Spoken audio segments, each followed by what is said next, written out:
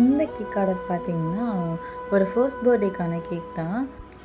இந்த கேக்கில் வந்து 2 டயர்ஸுமே டிஃப்ரெண்ட் ஃப்ளேவர்ஸில் பண்ண சொன்னாங்க. கீழே இருக்க லேயர் வந்து பட்டர்ஸ்காட்சும், மேலே இருக்க லேயர் வந்து ஸ்ட்ராபெரி ஃப்ளேவர்லேயும் தான் நம்ம பண்ணி கொடுத்துருந்தோம்.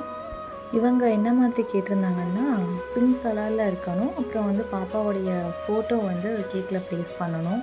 அதே மாதிரி க்ரீமும் வந்து கம்மியாகவே வைங்க அப்படின்ற மாதிரி சொல்லியிருந்தாங்க. நமக்கு நீட்டாக பண்ணி கொடுத்தாச்சு. அதே மாதிரி ரிவ்யூவும் சூப்பராக ஷேர் பண்ணியிருந்தாங்க. ரொம்ப நல்லா இருந்துச்சு. டிசைன் வைஸும் சூப்பராக இருந்துச்சு. எல்லாருமே கேட்டிருந்தாங்க, எங்கே பண்ணீங்க அப்படின்ற மாதிரி சொல்லியிருந்தாங்க.